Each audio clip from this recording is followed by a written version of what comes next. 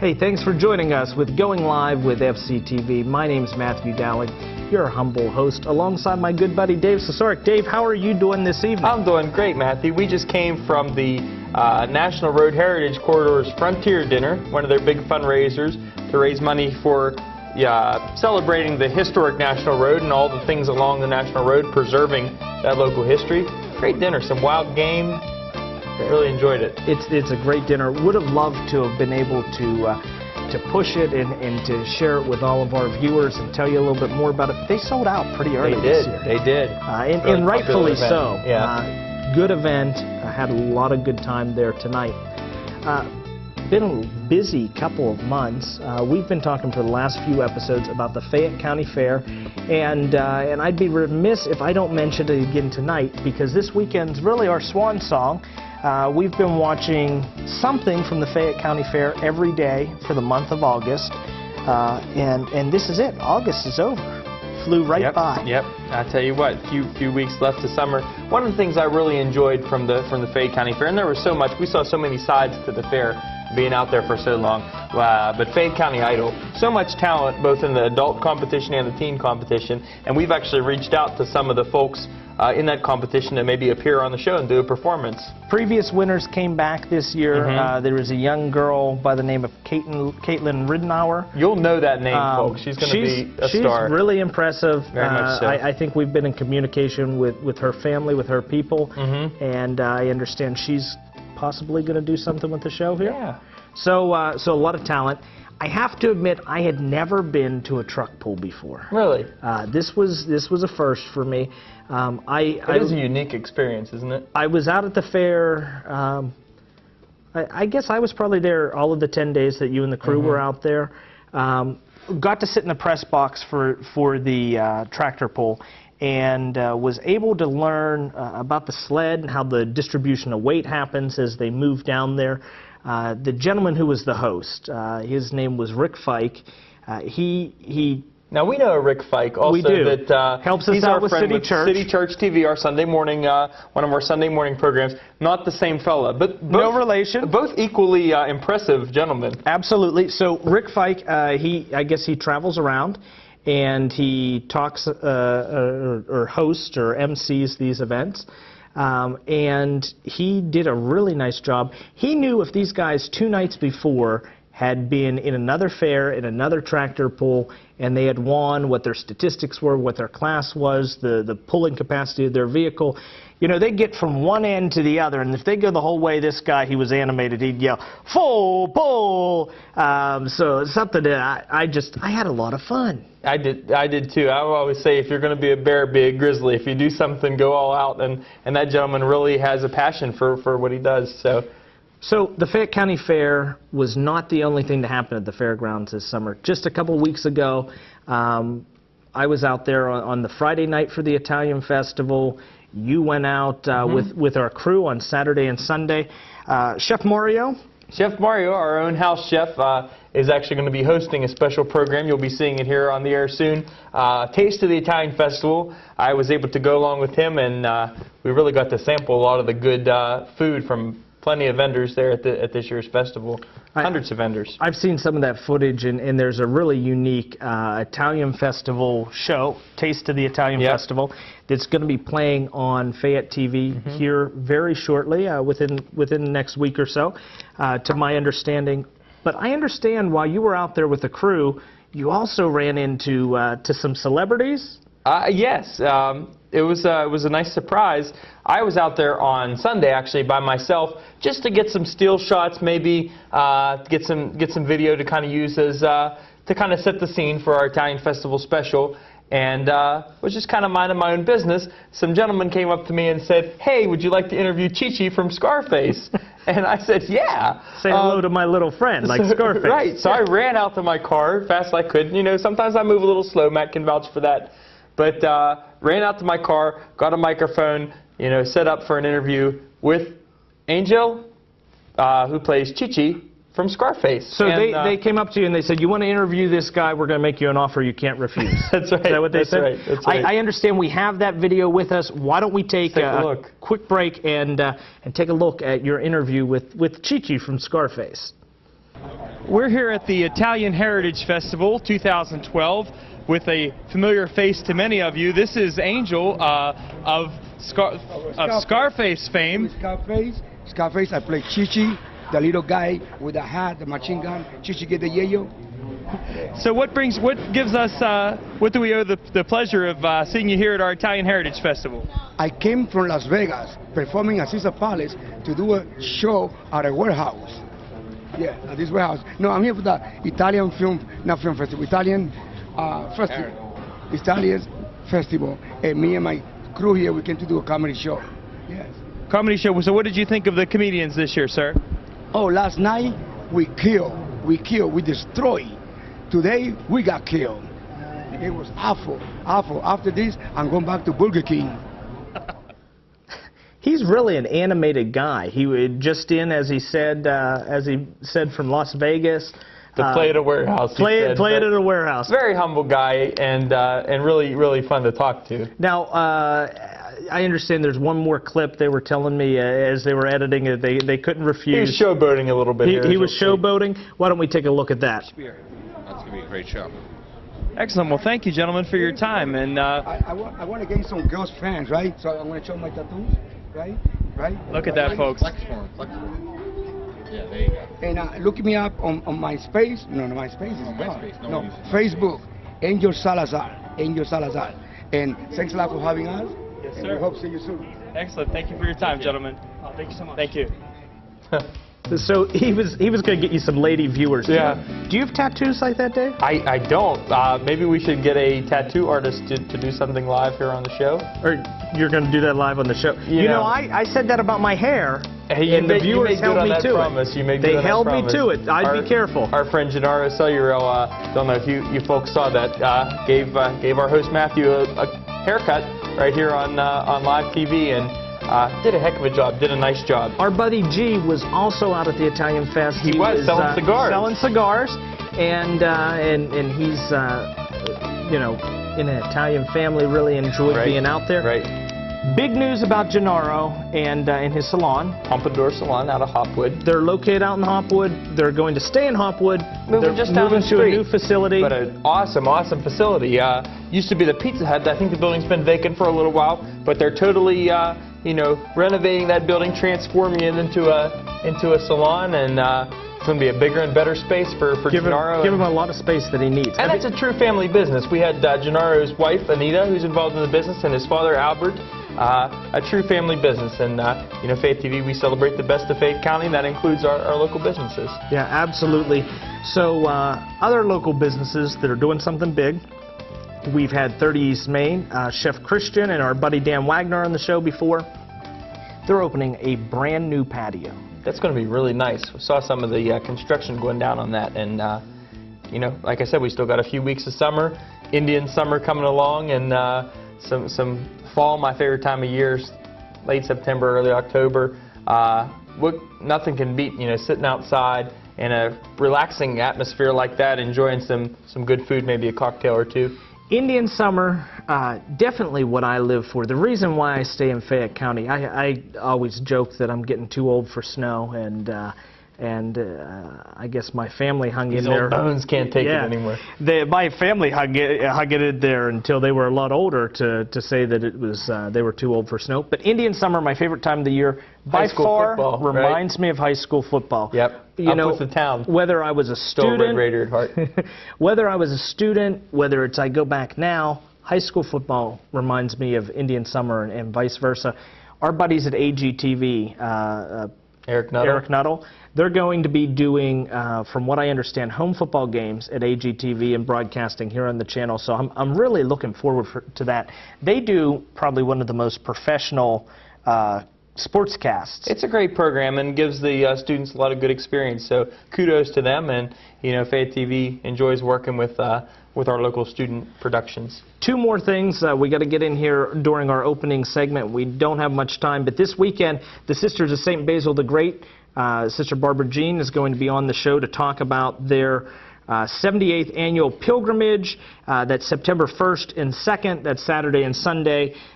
most of the day. She'll be on to tell you all about that. Tomorrow you're going to be involved in an event. Why don't you give us a quick 20-second lowdown on what you're doing tomorrow? Okay, I'm going to be at the Pennsylvania Institute of Health and Technology on 119, right across from Penn State. It's going to be an autism walk and family fun event. Bring the whole family. There'll be a bounce house, prizes, things for the kids to do. The event's from 11 to 5. Walk begins at 12. Want to come a little bit earlier than that, maybe to get registered and warmed up. Sounds like a lot of fun. I'm going to try to make my way out there for part of the day at least. Coming up in our show in just a few minutes after we take a break, we're going to be with State Representative Tim Mahoney and local artist Dave DePietri. Dave has got a big honor, and we'll learn more about that. We'll learn more about that, so stay with us. Going live with FCTV. We are this close. We are this close. Tutelek model. This close to making history. Upon 120. We are this close. We are this We're close. this close. This close to changing the world. We are this close to making sure no child suffers a crippling disease ever again. We are this close to making history. We are this close to ending polio. Because we are this close to ending polio. We are this close to ending polio. We are this close to changing the world. This close. All we need is you. Is you. It's you. Is you. We are this close. This close. Be a part of history at rotary.org/endpolio.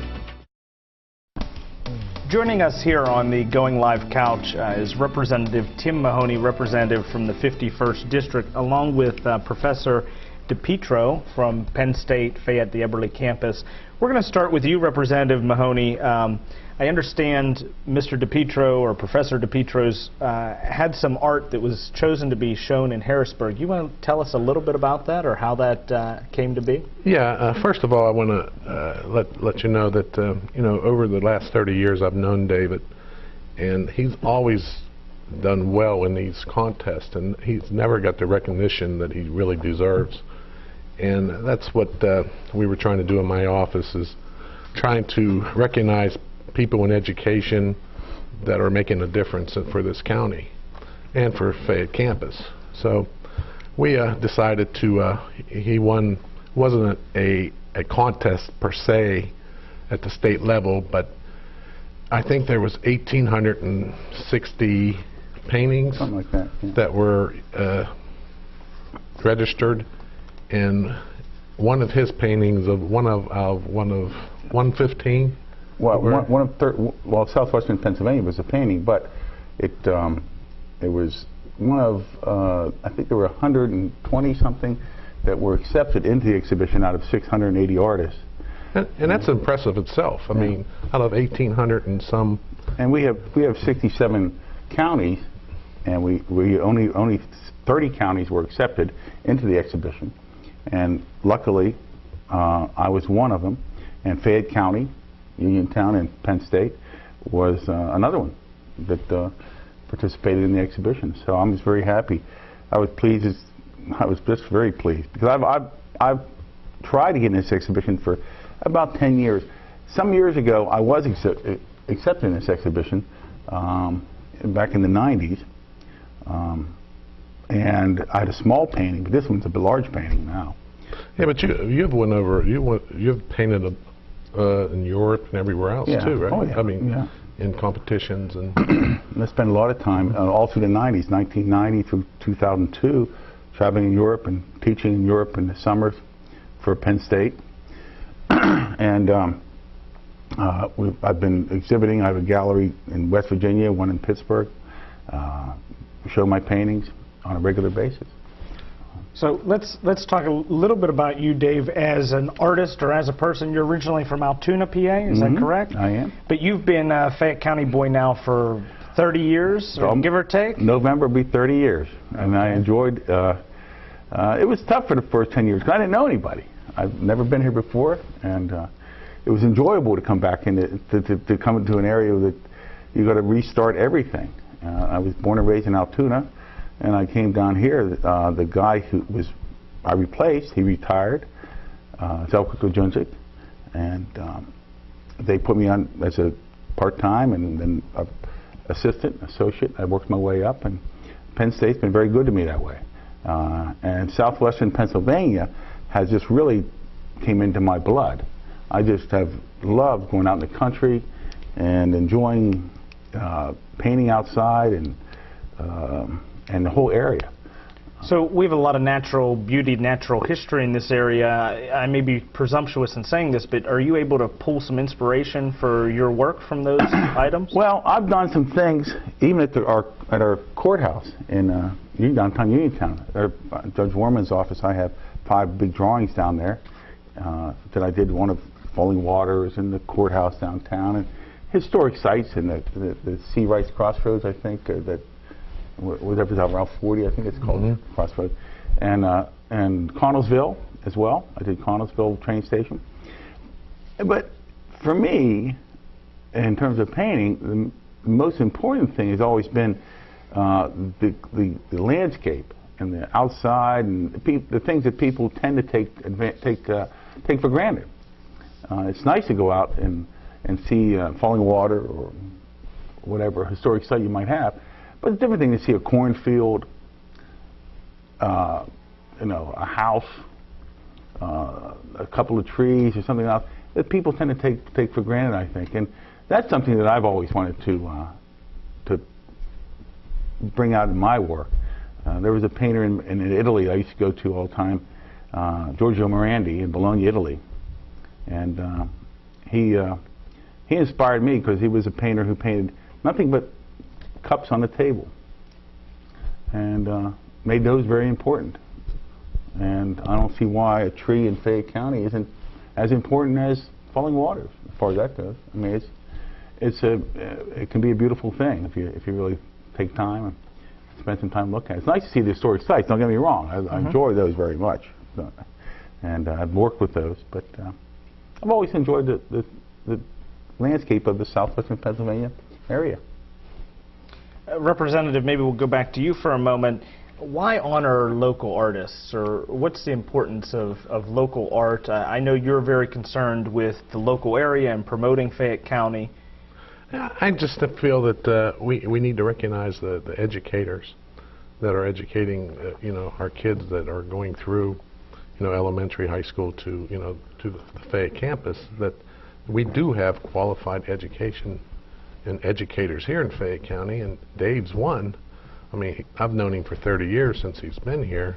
Only bad thing, he's never been married. I'm been trying to push him to do that part, but maybe after he gets this award, maybe he'll he'll make somebody happy. Yeah. But I mean, it's just time that we really start to come together as a community and start recognizing people that make a difference in our community, and that's what we're trying to do in our office. Sure. So recent exhibitions for you, Dave. I understand there's been one in Leesburg, West Virginia, where some of your art has been. Lewisburg. Lewisburg? Okay. I have a gallery down there in Lewisburg. It's right by the Greenbrier in West Virginia. He's been very successful with my work down there. And it's funny because they're all southwestern Pennsylvania landscapes, and they're titled that. And yet he's been very successful. And the people that go to the Greenbrier, who frequent Lewisburg, which is Lewisburg's right by it. It's a little town right outside. It's a very historic town, very beautiful. It's very nice. He's done very well with that. And we've had one man there. A gallery in Pittsburgh has also done well for me. Michael Hertrick now took it over, and they moved, but we're in the process of doing some things up there. Other exhibitions, even locally, I always have stuff downtown at a local establishment, Arts and Angles, and you've had stuff over at the library too. Yeah, I've had stuff at the library, but I've had stuff at Vincent's Gallery when they were up and running, and I like to do things as much as I can in the local area. And even when I talk to State College, I always try to remind them that you know, one of my main concerns, they always want to, when you talk about Penn State University, you talk about statewide. And Penn State wants you to do things internationally and so forth. And I do a little bit of that. I've done it. But I try to emphasize with them that it's important for me to be visible locally and regionally, because this is where I live. And why can't we promote this area in terms of some aspect of the visual arts or some aspect of the arts? I mean, I think it would make sense to embrace the idea more, and we do as best we can. You know, Uniontown Art Club, other organizations do wonderful. Touchstone does a wonderful exhibits and different events and things of that nature that make it visible. But I think it's important too that, you know, individuals get recognized as well. You know, there are a lot of individuals in the local area that could be more visible and could do a lot, could be more recognized. So you have students that are practicing under you. You're showing them different techniques, and do you ever learn anything from your students, or draw any inspiration from their art? Well, students are always inspirational. That's why I like to do it, and that's why I continue to do it. If the students were repetitive and were uninspiring, then it would be repetitious and uninspiring to me. They make it challenging and inspire me to do it. People, excuse me, students have a misconception that to be an artist you have to have you have to be born with it or something like that. Anyone can learn to draw, like anyone can learn to design a building. It's all a matter of mechanics. But the question is, what do you want to do with it? Do you want to do something with it? Do you want to let it go aside, or it's all a matter of that. But drawing is like learning a language. A language, if you can parlo italiano, then you learn Italian. But if you can't parlo italiano, then you can't. And why? Because you grew up learning a language. We learn English, we learn to write and stuff like that. But and kids grow up thinking that's a natural way of life. But if they grew up from the day they were born learning to draw, you'd have Da Vinci's on your hand. How many students do you have a semester? Usually it's around 60 to 65. It's usually about that. It depends. It gives and goes. This semester a little bit less, but it's always nice to deal with them individually, because it's what's nice. A normal art class is 2.5 hours, so you get to deal with them individually, one-on-one, and do a lot of things with them on an individual basis, which is the whole part of it, the whole reason that you do it. So we have a few minutes left in our segment, but I wanted to give you a chance to talk a little bit about the specific painting that's been chosen to be featured in Harrisburg. Why don't you tell us a little bit about that? Well, that was a painting that was done from several composite paintings. I go out in the country sometimes, take photos, do small sketches, small paintings and so forth, and bring those back to the studio. And I can't do a 5 by 6 foot painting outside, because you put a canvas up there, wind comes by, all of a sudden you got to sail. So I do small things out there. I take a small easel out. It's a small composite of areas of southwestern Pennsylvania, primarily, excuse me, down in the Route 40 area, or some farm country, farmlands and so forth. And only recently I've been putting some animals in some of the paintings. In this, particularly this case, is some ducks flying by and so forth. So just give it a little more life and so forth, more natural activity. How much longer is that painting out in Harrisburg in the State Museum? It's in the State Museum currently, I think, until the 5th or 9th. September 9th. September 9th. And it'll be exhibited there till the 9th. And there's some beautiful paintings out there. We had a reception a while ago. It was a beautiful event. The governor's wife was there. Unfortunately, the governor wasn't there, but his wife was there. Some other politicians were there. Came in and greeted us, and had a nice event. It was a nice reception. Very crowded. I was just shocked at the amount of people that were there, to be honest with you. I had no idea. But it's there till the 9th, and hopefully it's being well received. Well, that's great. The name of the exhibition that's going on at the State Museum is Art of the State, and as you said, there's different artists from around the state that have been chosen to be shown off, and that started June 17th and September 9th, so if people are going out to the Harrisburg area, that may be something that they're interested in looking at.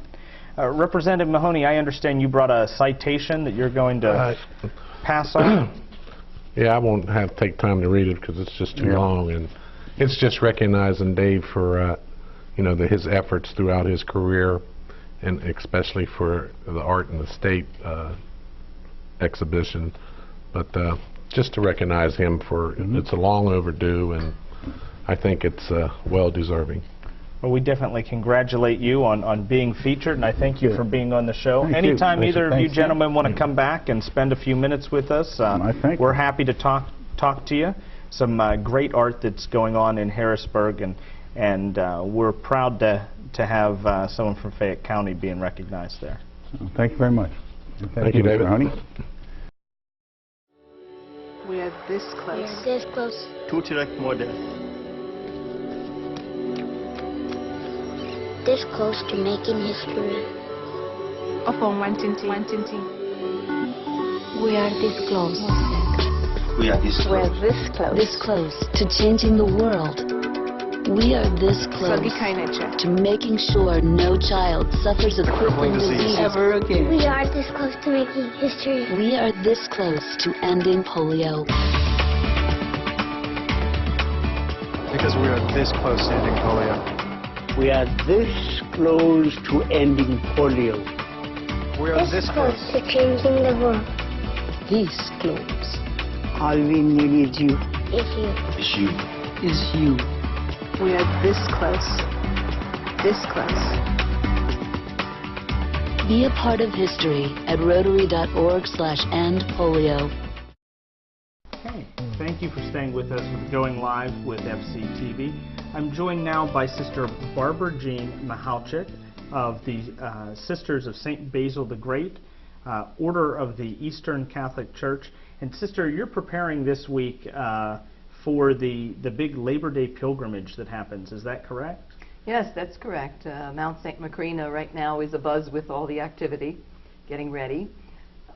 This is the 78th year we'll be doing this here in Uniontown.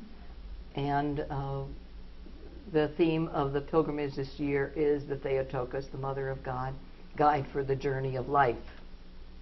And this is a very big event. I don't know if people from the Uniontown or Fayette County area that drive through, I know they see a lot of traffic that happens there Labor Day weekend every year, but you have visitors that come really from pretty far away, is that correct? Oh, yes. They'll be here from the state of Washington, California, Connecticut, Florida, and many points in between.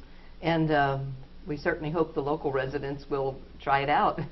So my understanding is this is one of the oldest and largest pilgrimages of its type in the United States. Yes, that's correct.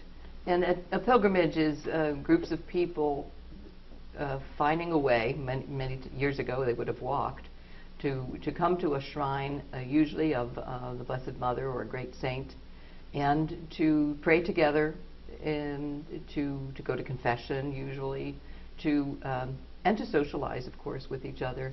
The people who come from long distances are very happy to meet up again with the friends that they have been with for years, or to meet up with relatives from the other side of the country. So let's talk a little bit about the schedule. It looks like the lion's share of your activities take place on Saturday and Sunday. Why don't you tell us a little bit about what happens on the grounds over the weekend? Okay, I'll talk about that. We'll begin with a procession of the sisters on Saturday morning at 9 o'clock, and then a morning prayer service, matins, and a little break, and then there will be a divine liturgy, which is the Byzantine way of saying the Mass. And then we'll have the blessing. We'll have another procession over to the Lord's Grotto, where the bishop will bless the water, and that water is available for the people all through the weekend. And after lunch, there's more prayer services. 1 o'clock, there's one in honor of the Mother of God. And after that, the children have an activity. There's a children's tent. They'll have an activity over there. And the teens will begin their program. There's a section of the grounds for the teens as well. And an adult enrichment will be centered on marriage this year. Then we have a large liturgy. The vigil liturgy for Sunday will be 4 p.m. And new associates, we have people who are closely associated with us, and one of them will be received at that time, I believe. And in the evening, Saturday, we go to the cemetery. And there's a prayer service down there commemorating all the deceased, and a candlelight procession as they return from there. On Sunday, it's the bigger day, really, because some buses come in for that day and join us in the prayer. And we'll have morning liturgies. One will be in Church Slavonic, I think usually 9 o'clock. Then another big English one at 10:30. And 1 o'clock is the children's procession. We have hundreds of children that come, walk with parents in strollers or with their teen brothers and sisters. And I'm involved in that, and we'll have some spiritual message to give to the children. The bishops give them a blessing when they come to one of the shrines there on the property. And then the biggest liturgy celebration with the bishops and the clergy and the people is 4 o'clock on Sunday. And the evening time is another prayer service and we meeting in a bigger altar on the property, and then we walk in the candlelight procession. So that all starts about 7:30 Sunday evening, and on Monday morning there's just one divine liturgy that happens. So I'm holding in front of me a schedule, a hard copy. I'm sure these are available for pilgrims who are coming to the property. You probably have some up there. But if you notice at the bottom of our screen, there's a website, www.sistersofstbasel.org. And if you go to that website that you can find on the bottom of our screen, you can click on events. Is that correct, Sister? Mm-hmm. And then you can find the pilgrimage schedule. If you're at home and you're interested in looking at all of the items that she just spoke about, they can find those online and their start times, and so they can become engaged. As Sister pointed out, for our those watching our Sunday night rebroadcast of the show, the majority of the event is over, but there still is a 9:30 a.m.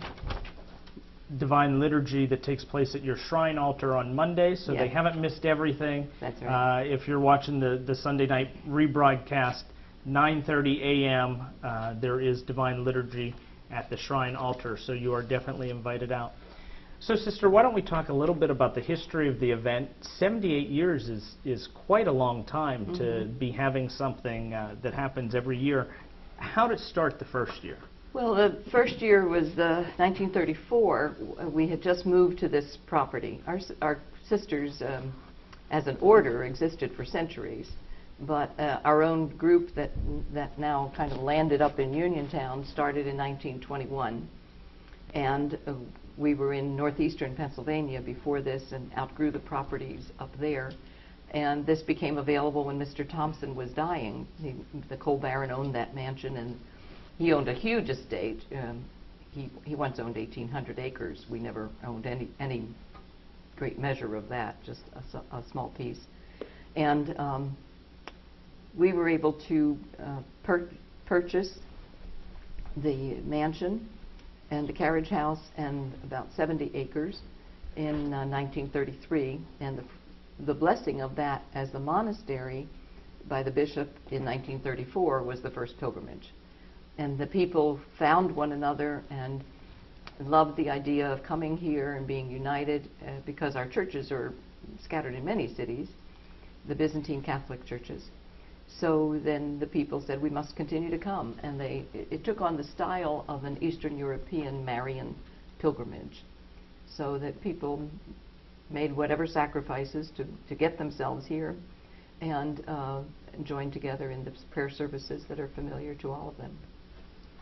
That's great. And it's the event itself, the pilgrimage, has been going on for 78 years. And as I said, that's quite some time. In that first monastery is the shrine of Our Lady of Perpetual Help. And Pope Pius XI, way back in the 1930s, asked us to spread devotion to Our Lady of Perpetual Help, and Mary under that title.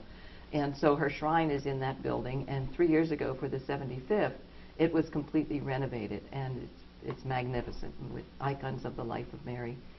And there's just a lot to see, a lot to do, and a lot not to do. There's plenty of room for people to be quiet and have a prayerful moment. Now, you mentioned about some renovations for the 75th. This year, you also have a renovation that took place or was completed for this year's pilgrimage. You have a volunteer, Laura Santor, and she recently renovated Our Lady of Victory Garden. Can you tell us a little bit about that project? Yes, most people would call that the fish pond. Okay. And it is a garden that surrounds a small fish pond, and Our Lady of Victory statue was right in the middle of the fish pond. This year, her statue was removed from the fish pond and put just outside of the fence that's around the watered area. And she put in new foliage, so there are grasses and new flowers and plants, and a whole new design. She is a landscape architect with a company called Origin for Design. So this was a contribution also that involved, it's a memorial sponsored by her great-uncle, George. Okay. So I understand, you know, it takes a lot of people, a lot of hands to put together something like this. You have a great number of volunteers that... We need a great number of volunteers. If you would see the mount today, as it's preparing, there are people buzzing everywhere. Some of them from different companies who provide services, and many of them are volunteers. 2 guys came from New Jersey last weekend to move in for a couple of weeks to be our helpers, and many others of local people have been involved. Some of them all summer just to help us keep the gardens going and prepared for this event. And cleaning, lots of cleaning, and making beds, and a lot of things going on. So I just wanted to touch on a couple things that are available really year-round on the property. You have a religious gift store that's there as well, and that's opened not just this weekend, but throughout the year. Is that correct? Yes, that's correct. Yes, and it's very beautiful, very very large. People are happy to discover it.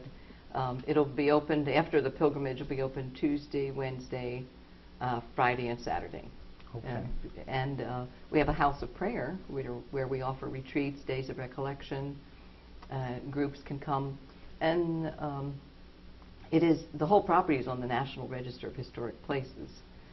So sometimes people come for historic tours as well. And there's just the beauty of this green spot where people can be at peace. Lots of people walk on the grounds for exercises, and we have a cemetery open to the public. We have a skilled care nursing home also, and many other services in between that the sisters provide.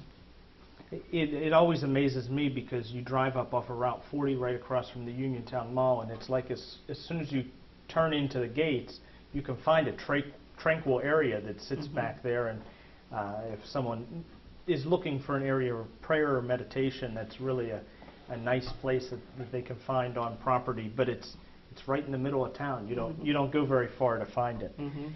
So, Sister Barbara Jean, anything that I missed during the interview that you want to educate our viewers about? We talked a little bit about that schedule that can be found on your website, and we'll put that address up on the bottom of the screen one more time.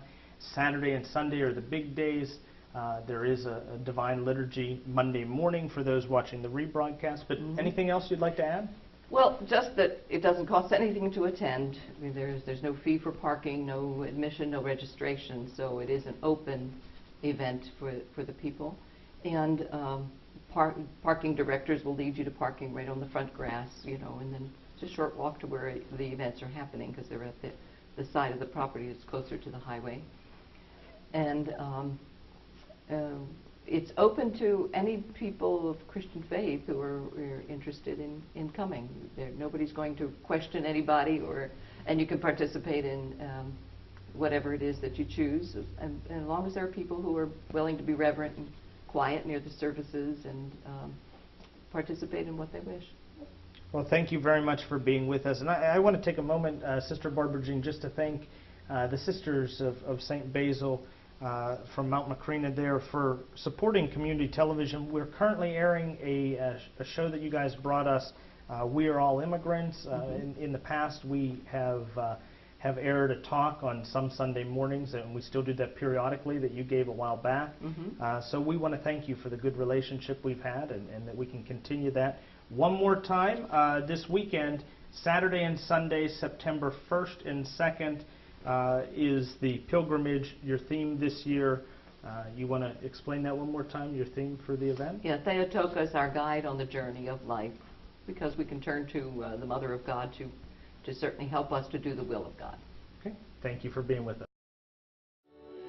We are this close. We are this close. To direct model. This close to making history. Upon wanting. We are this close. We are this We're close. this close. This close to changing the world. We are this close to making sure no child suffers a crippling disease ever again. We are this close to making history. We are this close to ending polio. Because we are this close to ending polio. We are this close to ending polio. We are this close. to changing the world. This close. All we need is you. Is you. It's you. Is you. We are this close. This close. Be a part of history at rotary.org/endpolio. Chef Mario Pareca, how are you today? I'm doing well, thanks. Good to be in your kitchen here today. We're back in the studio. I understand you made your way out to the Italian festival recently. I did. It was a lot of fun. Yeah, it was great. We ate a lot of food, which is the best, right up my alley, you know. I'm not going to complain about that. And Italian food to boot, so it was great. It was a lot of fun. And when the episode should be airing soon, correct? Yeah, my understanding is there's going to be a special edition Italian Heritage Festival episode that's going to be on, where you're walking through, and I got to see a little bit gorging myself. Yeah, I love it. And eating and talking to the vendors and talking to the bystanders. I think it's something people will really enjoy. So what are we going to cook here today? Well, even so with the Italian festival, I've been really going back to my Italian roots a lot more lately, because quite frankly, it's my favorite food. So I've been doing a lot of Italian. So today I decided, since the last few episodes we did a lot of vegetables, we're going to get back to the good old proteins. Okay. So we're going to do a little chicken marsala. Oh, if that's great. okay with you. That sounds good. You a fan of that? Me. It's kind of my own take on it, so it's a little different than the chicken marsala that you're going to see at a restaurant, but it's delicious nonetheless. Okay. So the first thing I have here, if you can get a good look at that, this is chicken, but it's a little different. I bought it this way because I figure if you're making it at home, you're not going to want to, cut it into scallopini and really pound it out, just because you might not have time to do that. Okay. So I bought this like this. This is a chicken breast, and they've actually cut it thinner, as you can see, for us. So it's really convenient. It's going to cook faster. It's got the nice shape to it. What I'm going to do with that in a sec, I'm going to take this right here first. So this is flour, standard all-purpose flour. Okay, everyone has it. This right here is my own special spice blend. This is going to be available on my website very, very soon. This is called AP number 7. Okay. So if you want to smell it, look at it, tell me what you think about it. Sure. There's a lot of good stuff in there. So what I'm going to do is I'm going to season the flour with it. Okay, because we don't like bland flour. Okay. And we want our chicken to be all seasoned. So we'll just add a little bit of that to the flour, and then I'm going to take a fork here and just kind of mix it through, just so it's all, incorporated evenly. You with me? I'm with you. I'm with you. So now you're going to drudge the chicken in this flour? We're going to dredge the chicken in the flour. Okay. And before I do that, I have a saute pan on right here. Okay, and it's on about medium heat. I'm going to add a little bit of olive oil to the pan. Okay. That way that can start heating up. And the reason I add the olive oil is because it's got a little bit of a higher smoking point than butter. We're going to add some butter to it. Okay. And I'm going to add the butter right before I add the chicken, just so it doesn't burn, and that olive oil is going to help it to not burn. Sure. Right? Sure. So now we'll take our chicken and we're just going to dredge it right in our flour, just to get it evenly. You don't want flour caked on it. You don't want to really, really roll it a lot, but see, just like that, a nice even layer of flour. But it's an even layer. Right. So we'll go ahead, and I got 3 pieces here that we'll just make a mess with. The kids would love to do this, you know. That's something the kids could get involved in. Now, for sanitation purposes, yes. I noticed you're not wearing gloves today, but you're going to step off and wash your hands. I'm going to step off and wash my hands, yes. Okay. If we had the kids involved, we could get a box of gloves at the grocery store. Yeah, very inexpensive. Sure. And the thing about gloves is, from working in a traditional kitchen, I'm not a big fan just because we never really wore them. Understand. Because we had a sink right next to us, so you'd do it, you'd wash your hands so you could really feel what you're doing. But at home, yeah, wear gloves. I'm going to go wash my hands in 1 second, but right now I'm going to throw some butter in this pan. I'm going to actually let you watch the chicken while I go wash my hands. I can watch the chicken. Can you watch the chicken? No, that's going to start to melt right away, which is good. We have some good sizzle going on there. Okay. And then we're going to add our chicken to the pan and just begin to brown it. Now, are you on high heat or where I'm going to turn it up now. I had it on medium just to get the pan hot and just to get it heated up. Now I turned it up to about medium-high. That butter sizzled as soon as you threw it in there? No, I got it up to about medium-high. We're just going to add our chicken in the pan. Okay. Okay. And just begin browning it up. Okay. You can smell it already. Oh, it does. It Turn it has on a high. Good smell to it already. All right, and we're just going to let that cook here for a few minutes. I'm going to step off and wash my hands. Okay, absolutely. Just keep an eye on this. Don't let it burn. It should be good. Sure thing. Okay. Keep talking. Don't let anyone... Looks like that's good. Now, Mario, I see you have the other ingredients out here. We're going to be cooking with a little bit of wine. Yeah, so that's the marsala for the chicken marsala. Oh, fantastic. You mind if I put a little bit of that in my coffee cup? Go for it. Okay. How about that? We'll take a little try of that.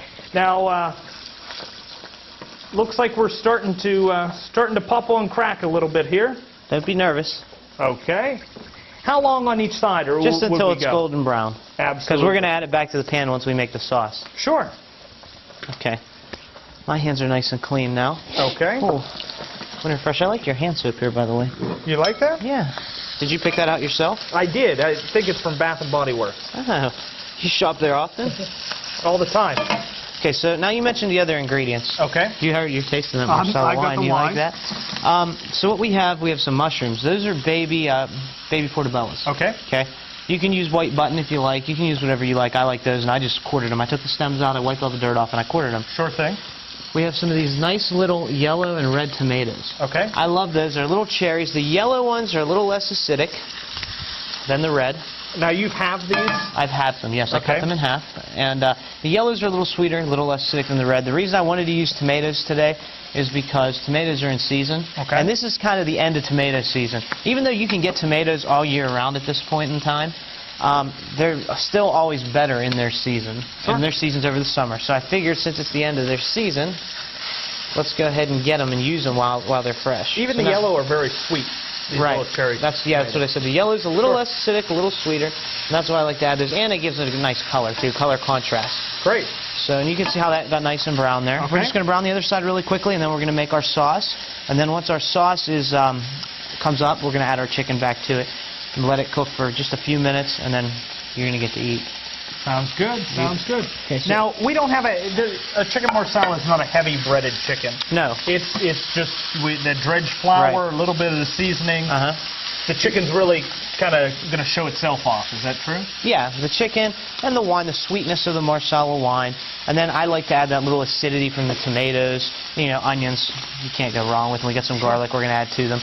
So, I mean, yeah, it's more of a chicken dish. You're thinking more of chicken parmesan. Absolutely. When you think of the heavy breaded, that's one that's usually breaded, deep fried, and, you know, they put the sauce and the cheese. Still delicious, don't get me wrong. Absolutely. But this is just a little bit different. So, our chicken's looking nice. We're going to actually remove it from the pan at this point. I'm just going to put it on a clean plate here. Do not put your chicken on the same plate the raw chicken was on. That is not plate healthy. You've already removed.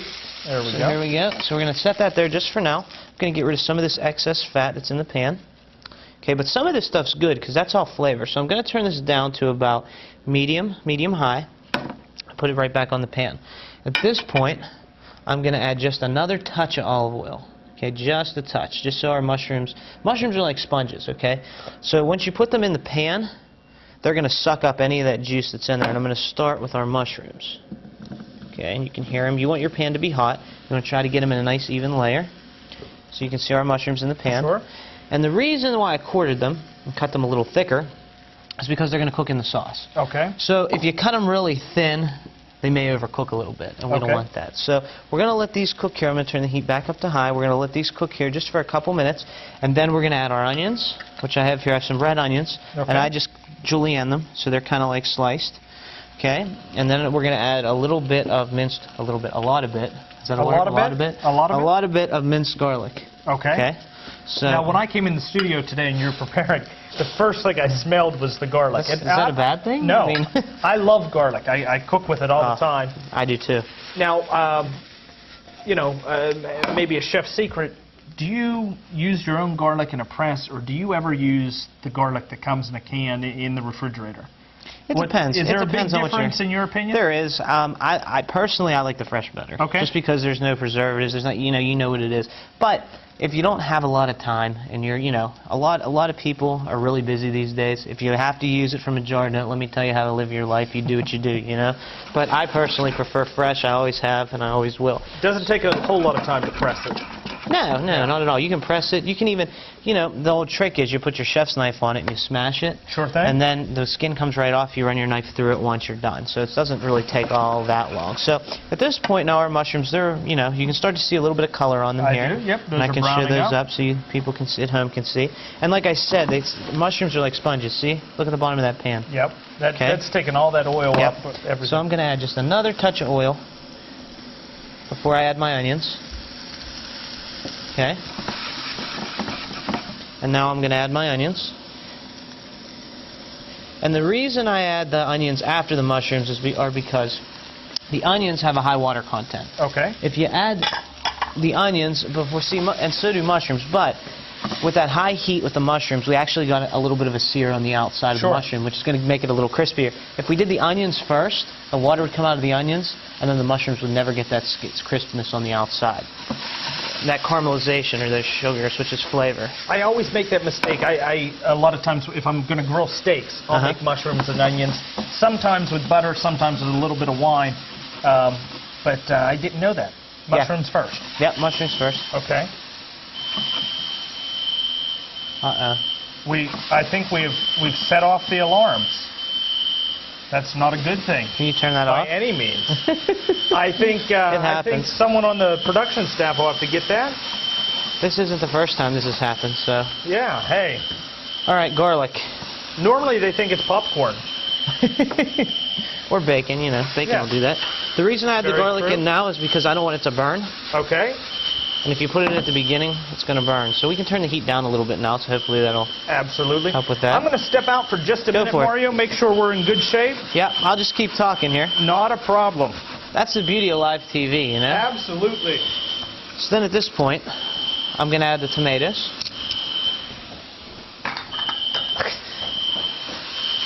As Matt sprints off.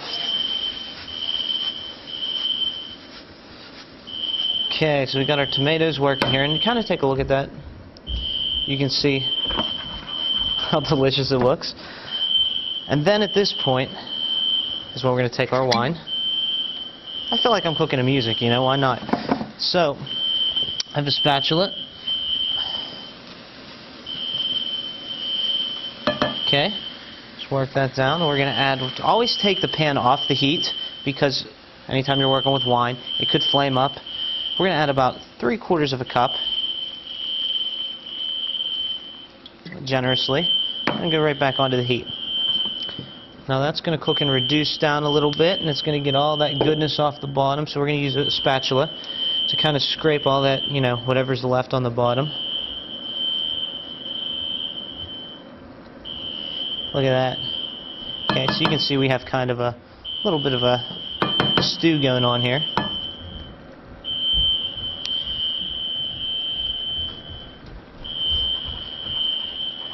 At this point, you can see the wine really cooking down. Did it? It stopped. You can hear me again. Fantastic.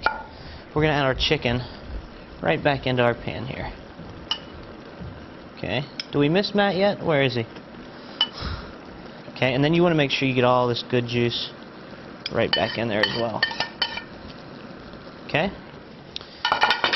feel like Bob Ross. Now look at these beautiful little chickens in here. Oh, that's glorious. Anyway, we got our chicken working.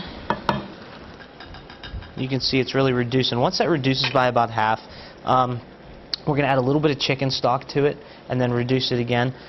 That'll make sure the chicken's cooked. We're going to finish it with a little bit of butter, and then we'll be ready to plate it. So, oh, and Matt's back. How about that?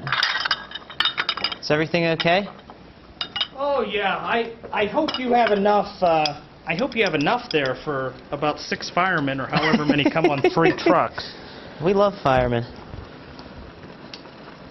Are they on their way? Or? I think they were able to get them as they were dispatched, but that's all part of the show. But if they show up, we can feed them. They may have to talk to you about fire safety, but this isn't the first time this has happened to me. I did a hotel one time. Okay, I'm in a hotel, and the first thing that happened, you know, this is one of my first demos I ever did. Sure. First thing that happened was I lost all electricity because we had everything plugged into the same circuit breakers. So I'm cooking without any cooking equipment. Not fun, but I made it through. Next thing that happened was the fire alarm. As soon as we got the electric back on, the fire company came. Okay. So I'm used to this. You got it covered. You meet a lot of nice people that way, you know? You do, yes. So one of the next we're going to do, we already, as you were gone, we added our tomatoes. We added our wine. We reduced it a little bit. Then we added our chicken back into the pan, okay? I'm going to add a little bit of chicken stock to this. Okay. Just to kind of mellow out the wine. You know, not maybe a half a cup or so. We're going to let this cook for maybe 2 or 3 more minutes, okay? Just to kind of let it reduce down. And then we're going to finish it with some butter. Sure. Salt and pepper, of course. Okay. And then it's time to eat. Time to eat. If that's okay with you. Absolutely. We need to get a hood system in here. We do. But, so what else is going on in your life, Matt? All kind of stuff. We have Pierce, the little baby. He's about 10, 11 weeks old. That's exciting. And we're just a few months away from you teaching me how to make homemade baby food. There we go. We could do a whole segment on that. We could do a whole show on that. A lot of people out there have babies. Write in. What's the email address for Going Live? They could info@goinglivefctv.com. There you go. And Dave will probably answer them, or one of the producers. And there you go. Email in if you want to tell us what you want to see. If you want to see baby food, there's got to be a lot of mothers out there watching, right? Sure thing. Mothers, fathers, whatever. So I'm going to season this right now. A little bit of my seasoning again. Okay. And we're just about there. I don't know if they can see this, so I'm going to give it a little tilt. What are you thinking? Is this something you would like to eat? This is something I definitely would like to eat. I've ordered this at a lot of restaurants. Yes. And you said yours is a little different? It's a little different because, you know, I don't just use mushrooms. In this, anyway. See, normally it's served over linguine or pasta. And that's good. I like that. But, you know, sometimes people want something different. Yep. And this, I bulked it up with some tomatoes, with some onions, just to give them something different. So you don't need to. You can most certainly put this over pasta. And I would show you how the correct way to do that. But I'm working with one burner right here. Sure. I don't want to do it the incorrect way because, you know, that's just not me. So once we get another burner, we'll do some pastas because I love pasta. So we have just a minute or two left here in the segment. We're going to add some butter to this just to finish. Okay. This is going to melt rather quickly. Just kind of stir it in there. You know what that does is that just richens it up. You don't have to do that if you're trying to watch. Okay. Okay. Now you have our plate. I do have the plate. Turn off our burner. What we'll do is we'll get our tongs. Sure thing. We'll start with our chicken. Just kind of lay it out here. Oh, look at that. Then we can take our sauce with our tomatoes and our mushrooms.